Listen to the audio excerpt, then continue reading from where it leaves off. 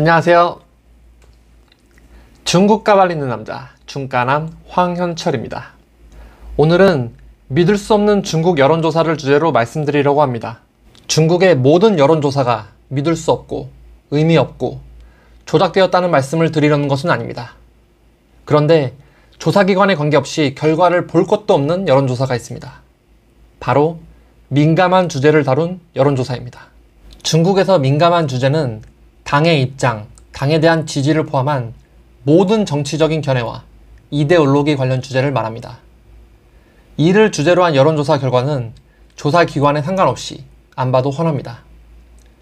중국인들은 이런 민감한 주제가 나오면 본심을 드러내지 않습니다.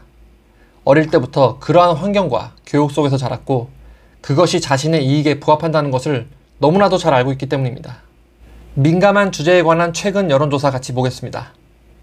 후시진 황구시보 편집장은 지난 17일 중국판 트위터인 웨이보어에 모두가 황구시보 설문조사에 참여해줄 것을 호소한다는 메시지와 함께 설문조사 참여 QR코드를 올렸습니다. 이 설문조사는 다음 코로나 기원설 조사는 어디에서 해야 한다고 보느냐를 주제로 총 2문항으로 구성됐습니다. 설문 문항이 적은 것은 차치하고 설문 안내 내용이 기가 막힙니다. 내용 같이 보겠습니다. 코로나 바이러스는 어디에서 기원했나를 시작으로 갈수록 많은 국가들이 전 세계를 범위로 한 코로나 기원 조사에 지지를 보내고 있다. 미국 포트 데트릭 연구소 등 여러 의문을 풀어야 한다고 했습니다.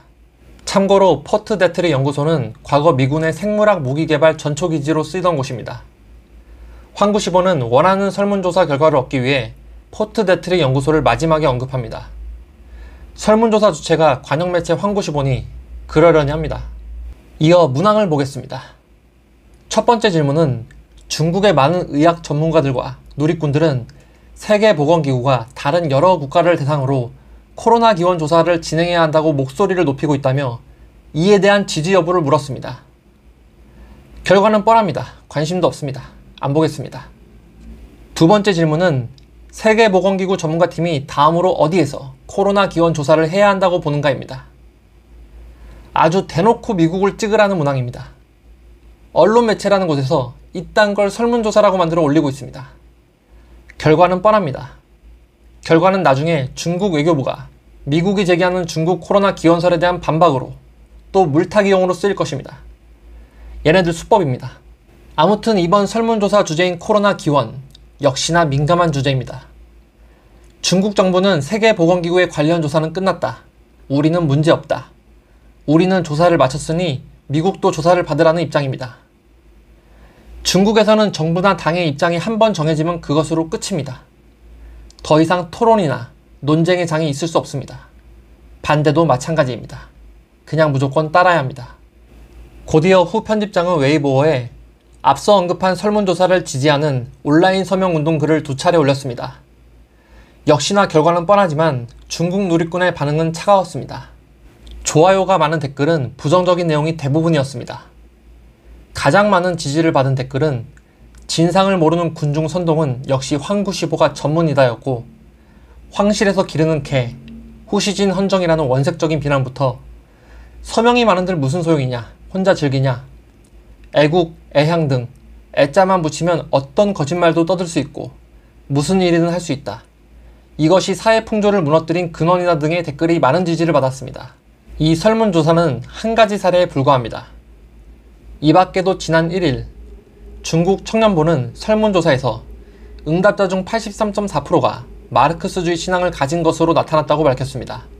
중국 공산당 창단 100주년을 기념해 공천당 웨이보 등에서 중국 청년들을 대상으로 설문조사한 결과입니다. 중국 공산당에선 사회주의, 공산주의, 마르크스주의 신앙을 늘 강조하는데 일반인 중에서 이를 신앙으로 여기는 사람들은 거의 없다고 봅니다. 공산당 당원들조차 이를 신앙으로 여기지 않을 겁니다. 저는 석사 전공이 마르크스 경제학이었습니다. 그래서 잘 압니다. 제 전공을 알거나 들은 중국인들의 반응은 10중 8구가 신기하다, 희한하다였습니다. 같은 전공을 택한 친구 중에서도 사회주의, 공산주의, 마르크스주의를 신앙으로 여기는 사람은 없었던 것 같습니다. 대부분이 향후 공직에 진출하면 도움이 되는 전공이라 실리적으로 선택을 했다고 봅니다.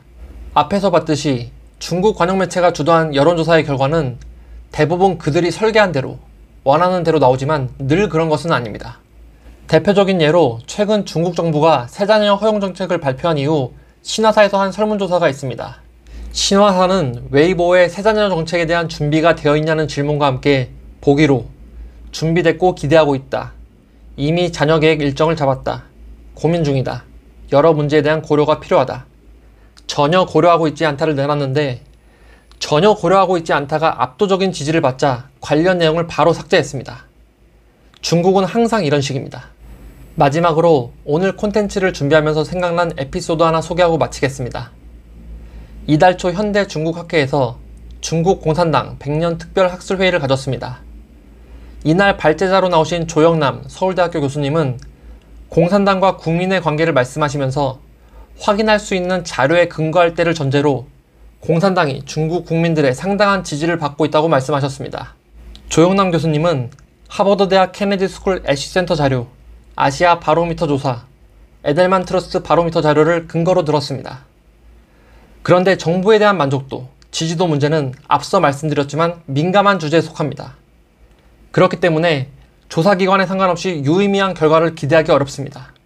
조영남 교수님도 또 이에 대한 질문을 하신 분도 근거자료 신뢰성에 의문을 제기하셨지만 어쩔 수 없다는 반응이었습니다. 이해는 되지만 조금 아쉬운 부분이었습니다. 제가 이달 들어 중국 관련 학술회의에 총 3번 참여했는데요. 중국 전문가라는 분들 이야기 들으면서 유튜브를 더 열심히 해야겠다는 생각이 들었습니다. 제 눈에는 진짜 전문가가 보이지 않았습니다. 그도 그럴 것이 교수, 학자, 작가분들은 중국 가면 대접만 받습니다. 가서 만나는 사람들은 좋은 것만 보여주고 좋은 이야기만 합니다. 그리고 이 중에서 중국어를 잘하는 분은 극소수라 대부분 통역을 끼고 현지인과 소통합니다. 통역은 비용 절감을 위해 현지 유학생이나 조선족을 선호합니다. 전문 통역이 아니면 통역 과정에서 종종 왜곡이 발생하곤 합니다. 그렇기 때문에 이분들은 중국을 여러 번 가도 제대로 된 중국을 보고 느끼기가 어렵습니다. 중국을 모르는 사람들이 중국을 아는 척하고 중국 전문가로 활동합니다. 예전에도 그랬지만 전혀 변한 것이 없다는 것을 다시 한번 느꼈습니다. 그래서 많이 부족하지만 더 열심히 해야겠다는 생각이 듭니다. 더 열심히 하겠습니다. 앞으로도 많은 관심과 응원 부탁드립니다. 감사합니다.